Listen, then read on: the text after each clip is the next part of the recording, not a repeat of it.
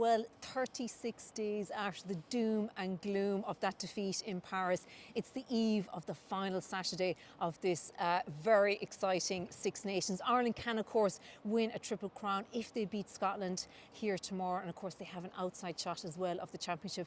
Cian, I just don't know what to expect tomorrow and what kind of crazy we're going to get on the final weekend. Did you say 36 days after Yes. Paris? God, it feels like much does. longer than that, doesn't it? Like, so much has obviously happened in the interim. But if you had said to us, if you had said to Andy Farrell and his players after that night in Paris that they will arrive at the final game tomorrow against Scotland with a Triple Crown on the line and a potential Six Nations title, like you said, Sinead, I think they would have snapped your hand off.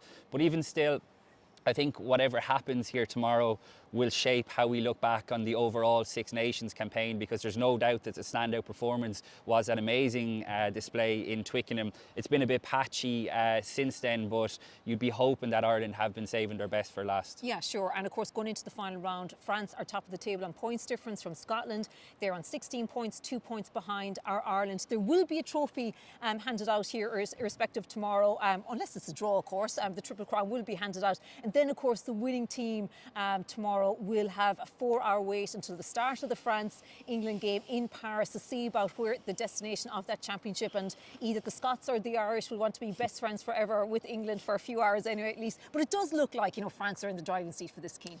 They are, for sure, but like you just said at the start, you'd be a fool to predict anything at this stage in the Six Nations. I think both games, the starts, I think will give us a strong indication of what's going to come, particularly in Paris. I think if England can get on top of France early, the crowd could get a bit jittery, could get a bit nervy, and you'd never know what might happen. Now, on the flip side, I think if France steam out of the traps, then I think whoever does win here tomorrow will probably know that their fate is over. So equally, I think Ireland's start here is really important tomorrow.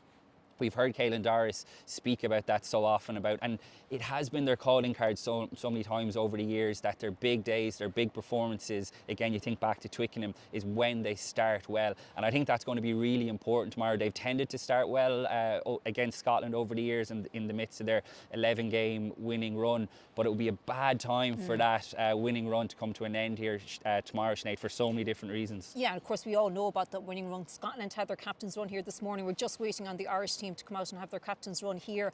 They haven't won in Dublin since 2010. They haven't beaten Ireland in the Six Nations since 2017. So what about that? Like, why could it be different for Scotland here tomorrow? Because, Gregor Townsend, their head coach, has never beaten Ireland in a game either. So why could it be different? Well, you just have to look at how well they played against France last week. It was a performance for the ages, you'd have to say. And the score actually flattered France in the end. What was it, 50-40? Yeah. But Scotland, I think, had kind of taken their eye off the ball a little bit, and France ran in a couple of late tries. But that was a sensational performance from Scotland. Their attack fired on all cylinders. I actually thought their pack, it was such a big day for the pack, because they really stood up to the French pack, which is something that Ireland weren't able to do in Paris. Now, at the same time, I think France sort of played into Scotland's hands a little bit. It became a bit of a free-for-all, and while it was brilliant for all the neutrals to watch and the Scottish fans, I thought it was a bit naive by France. I think it's telling that you look at the French team to play England tomorrow, they've gone back to the second-row pairing of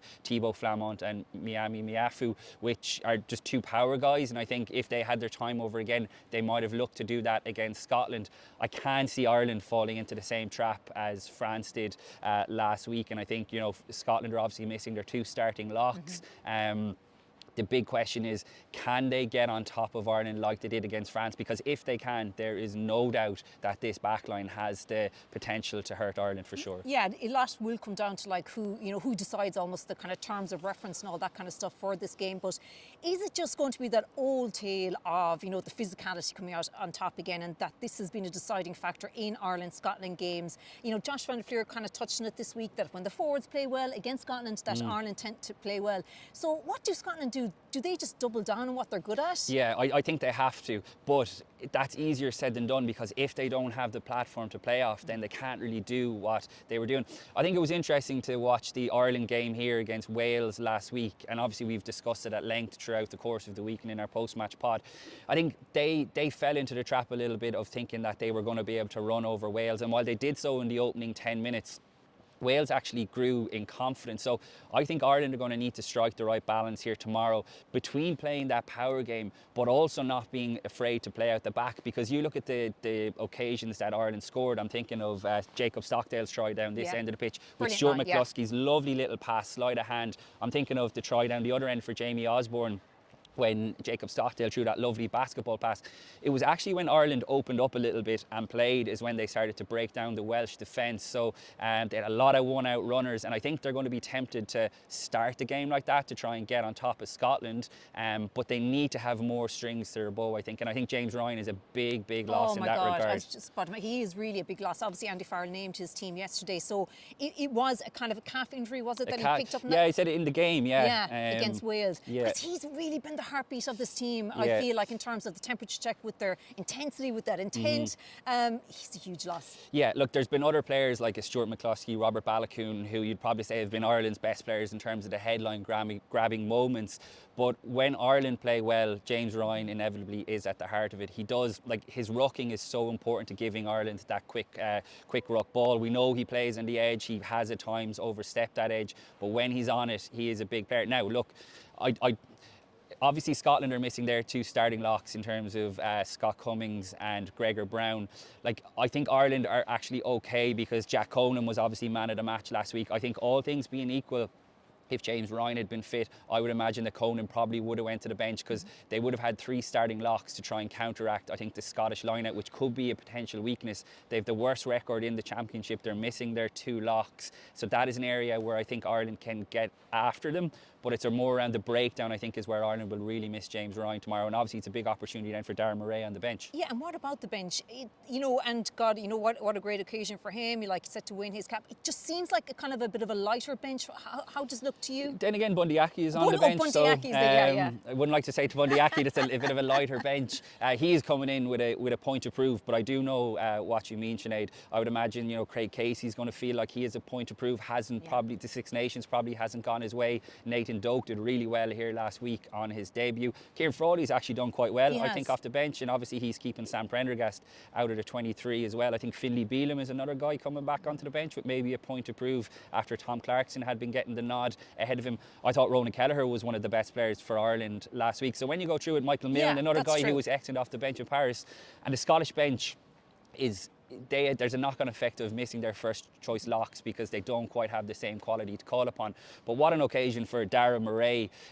He, at the start of Six Nations, he wasn't even named in the full squad, so he travelled to Portugal as a training panellist. The plan for him was to go back to Ireland and go to the Ireland 15, but my understanding is that Paul O'Connell really wanted to keep him in the squad. I think he was a bit of a project for Paul O'Connell on last summer's tour, so Darren Murray got his first two caps in Georgia and Portugal in the second row. He was calling the line out. I think Paul O'Connell really sees him as a guy who he can mould into an even better player. Look, he's been part of a Connacht team that struggled over the last couple of years, and he was part of an Ireland team, obviously, that went well in the summer, but very different. But I'm excited to see what his ceiling is when you plug him into a really good team. It's brilliant to have another Roscommon Ireland international as well, isn't it? I was having a look yesterday. There hasn't been too many. I think Jack Carty was the last in the modern era, and before that I think there was a couple in the 50s. So great day for the Rossies as well. His older brother Niall is on the bench for Connacht tonight in their rescheduled URC game against the Scarlets. So I can't wait to see what he brings off the bench. And like I said, I think Paul O'Connell rates him very highly, particularly around his line-out now. Yeah, well, point taken on the bench. I do agree with you there now. So what about the back line? I don't think it was any major surprise, obviously, that Tommy O'Brien came back in, and we were asking Rob Balakoon about that kind of during the week, and was, having somebody with the speed of kind of Tommy O'Brien back in there again. They do work in tandem. So, but I suppose there's a fair bit of talent on the other side then as well. We all know the quality of the Scottish back three. It's amazing to think that Blair Kinghorn actually wasn't even in the 23 for that opening round defeat to Rome, and Kyle Stain and Darcy Graham have been electric on either wing. Obviously Kyle Stain got that really nasty cut, not one for if you're squeamish to see how bad that was last week. They've just had their captains run, and I saw that his strapping is very heavy, but it's more of a cut than a muscle thing. You'd wonder how much he's actually trained this week as well. Like I said, it was pretty nasty. I'd say it took quite a few stitches to get that sorted.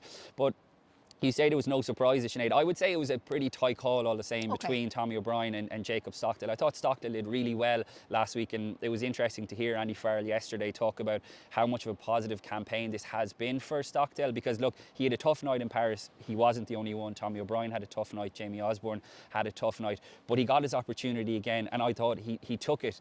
I think, you know, what went in Tommy O'Brien's favour is how well he did off the bench in Twickenham. Like you said, coming in off his wing and linking with Robert Balogun. How exciting is it to have two Irish wingers with out and out gas? It was just thrilling to watch in Twickenham, and we're hoping for more of the same. But I think it's Tommy O'Brien's defensive nous as well that probably got him the nod in what is a tight call. He's going to be going up against Darcy Graham. Now on the flip side, I would imagine Scotland will think that they can possibly get after Tommy O'Brien purely because he's usually a right winger, doesn't have that left-footed kicking option. You know, it should be similar enough in terms of defending, but he is used to being on the opposite side. Like I said, he did really well in Twickenham, but that's possibly an area where Scotland feel they could get after him, particularly in Darcy Graham is playing so well. Yeah, and actually you're right. It was good to hear Andy Farrell say that about Jacob Stockdale yesterday, because I think people were kind of writing off and kind of saying this is his last chance. But like, there's plenty Yeah, and more you could games. see it in his celebration here, how yeah, much it it was meant for him. great. It was 5 or 6 years since the last time he scored a Six Nations try, and you could see how much it meant to him. Like, I mean, in 2018 when he was breaking the records, you thought that he was going to be a mainstay in the Irish team. He's had a really bad time with injuries, but now he's coming out of this Six Nations campaign as a genuine option again for Andy Farrell, and I think that's been a bit of the theme of this Six Nations. When Darren Murray and Bundy Aki come off the bench tomorrow, Andy Farrell will have used 35 players, which I think is 35, the wow. most. It's the most he's used in a Six Nations campaign ever. So if you are having one eye on what's coming down the track in terms of the World Cup next year, that can only be a good thing. Look, I know a lot of it was forced in terms of the injuries, but he has given guys his opportunity. Like Edwin Adogbo and Nathan Doak were the two debutants. Like, he stuck. He gave Jacob Stockdale his opportunity in Paris as well instead of James Lowe. So while there has been injuries, particularly in the front row at Loosehead, he has made some big calls along the way as well. And another opportunity, we mentioned him earlier, to Bundy Aki. I mean, he's back. You know, Farrell has shown kind of his faith in him as well. And like, it is a bit, we don't know obviously what time he'll come on and all the rest, but you know, we all remember what he did when he came on in Cardiff last year. And so I think we're kind of looking for kind of something similar to bring that energy, because I feel like James Ryan, the absence of him, he's a real energizer for the squad. Like, you know, and there's such a positive vibe around him. So that's something that Bundy Aki can bring as well. Yeah, and he's a really positive influence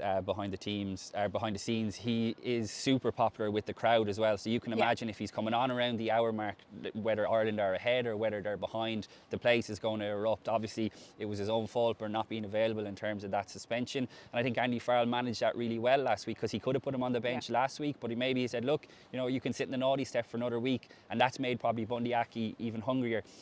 It'll be interesting to see where he comes on.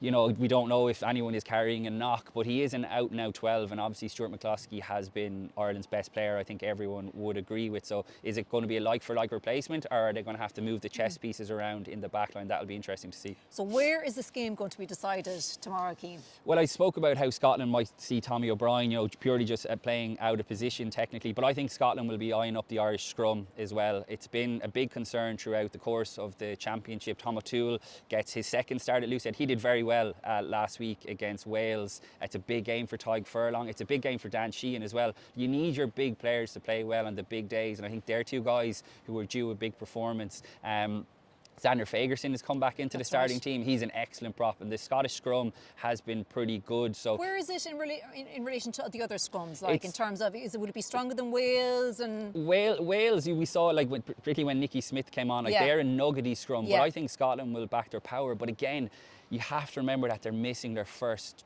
choice locks, and that's a lot of power missing in the back row. You've got a guy like Jack Dempsey, who was outstanding last weekend. He was supposed to have been ruled out for the rest of the tournament. So Scotland's big challenge is, can they go again after that record win over France last week, mentally and physically? It's a cup final feel.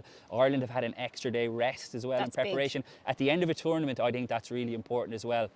But Scotland, look, if they can get on top in the scrum, that will play massively into, you know, holding their own against this Irish pack, which is something that they haven't been able to do. And we know that if Ben White, who's playing brilliant rugby, can get Finn Russell and the outside backs moving, they have the weapons to hurt Ireland. The big question is whether they can do it up front. And of course, we know as well the bigger picture here. And I saw that Gregor Townsend actually referenced the World Cup at the Six Nations launch this year when he said, you know, that they will need to win to have that. And I thought that was really interesting, that they will need to have a win under their belts before that World Cup next year to kind of give them the confidence. Yeah, when we started this chat there, that's what I meant by this has so many ramifications. And I know people are probably, you know, the World Cup is still so far away. Oh, it's coming in fast. Yeah, though, and like isn't it? Ireland will obviously play in Murrayfield before that next year as well. But I think if Ireland were to lose the winning record against Scotland at home in particular, that would be such a massive boost to Scotland, regardless of what happens in that Murrayfield game next year. So there's a lot riding on it. Like I said, there's a Triple Crown, a potential title. And I think it's really important that Ireland keep their foot on Scotland's throat with one eye on that World Cup, because you don't want to give them a sniff at all. Yeah, well, I've gone for oh God, who the hell knows? I've gone for a slight Ireland win tomorrow. What have you gone for? I think I've gone for 7-point Ireland win, a 27-20. We had to obviously do it for the paper and online, so I think I said 27-20. I will admit that was before I knew James Ryan was out injured, but I think like the starting pack, I think if you were to go man for the starting packs, I think Ireland have a clear advantage. Like I said, I'm very excited to see what Darren Murray can bring off the bench. Predictions have been a bit wild in this Six Nations so far, but I think Ireland will have a big performance in them. I felt like they didn't quite show their full hand. There's something that you mentioned to us in the podcast last week. I think they'll have a few things up their sleeve tomorrow. It's an early kickoff. You'd hope that there's a good atmosphere and that the crowd recognise everything that's at stake, because the early kickoffs can be a bit of a drag here at the Aviva Stadium. But it's an unusual scenario, but a brilliant scenario in that it feels like it's a final in itself. A couple of years ago when we were here, when Scotland played Ireland and Ireland won the title, it was just like, what word would you describe it? It wasn't quite muted, but like people became so drunk on success about Ireland winning titles and Grand Slams. It feels different tomorrow. 100%. Whereas if they win a Triple Crown, I think everyone will realise how important it is, because I think the Triple Crown became taken for granted, particularly over the last few years. So I'm hoping the atmosphere matches what should be a good game. And who knows what happens after that? We have to bring the sleeping bags here, because we could be here for the long haul tomorrow night. We could be here for Lord knows what tomorrow will bring. But we will have our podcast, though. That's the most important thing. We will have our podcast in some shape or form. Cian, thank you very much for that. And of course, you can follow all the build-up with the Irish Independent.